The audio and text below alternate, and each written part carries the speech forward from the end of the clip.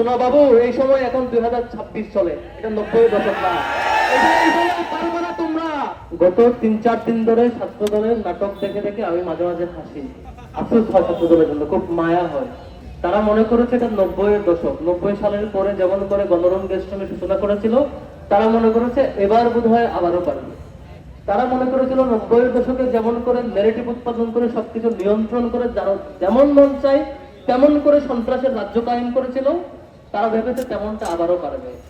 তারা মনে করেছে ছাত্রদল প্রতিষ্ঠা হওয়ার পরে, সেই জিয়াউর রহমান প্রতিষ্ঠা করার কিছুদিন পর থেকে 5 বছরের মধ্যে শত শত শিক্ষার্থীকে হত্যা করে যে পার পেয়ে গেছে, সেটা বোধহয় এবারও পারবে।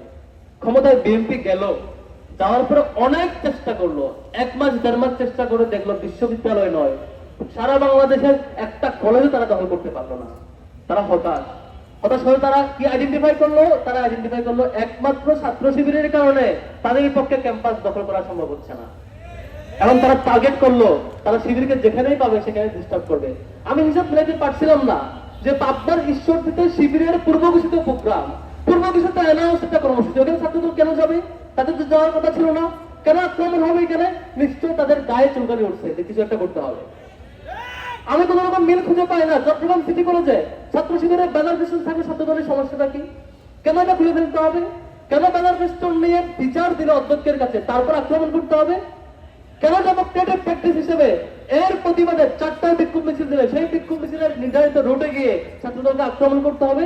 পরে হিসেব খুঁজে পায় তারা চায় শিবির একটু আসো, একটু মারামারি করো, তারপরে এটাকে দোহাই দিয়ে পত্রিকায় ফ্রেমিং করে, মিডিয়ায় ফ্রেমিং করে তারপর ক্যাম্পাস দখল করবে। শোনা বাবু, এই সময় এখন 2026 চলে, এটা 90-এর দশক না। এই সময় পারবে না তোমরা। সেই সময় চলে গেছে।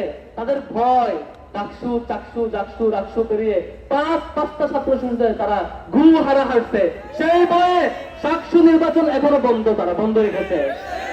তারা, আমার মনে হয় দুটা কোনো একটা হইতে পারে, চিত্র দুইটা, ছাত্র দলের জন্য অপশন দুইটা। হয় আপনারা দ্রুত মারামারি করবেন, সংঘাত তৈরি করবেন, প্রত্যেকটা ক্যাম্পাসে মারামারি হবে, একটা পর্যায়ে গিয়ে সকল শিক্ষার্থীদের মুখোমুখি হয়ে ক্ষমতার অর্ধেকেই আপনাদের পালায় যাওয়া লাগবে। অথবা চিত্রপট 2, আপনারা 5টা বছর ক্যাম্পাসে প্রত্যেকটা সংগঠন তাদের পলিটিক্যাল প্র্যাকটিস জারি রাখবে, আপনারা কোঅপারেট করবেন, শিবিরের বিরুদ্ধে যা মন চায় মিছিল করেন, কিন্তু আক্রমণ করবেন না, মিনিমাম ডেমোক্রেটিক প্র্যাকটিস মেনটেন করবেন, ঠিকঠাক মতো 5টা বছর শাসন করবেন। আগামী 5 বছর পরে দেখা যাবে জনগণ কি সিদ্ধান্ত নেয়। অন্তত মাঝপথে পালানোর ইতিহাস তৈরি হওয়া লাগবে না। এই দুটো অপশন আপনাদের আছে।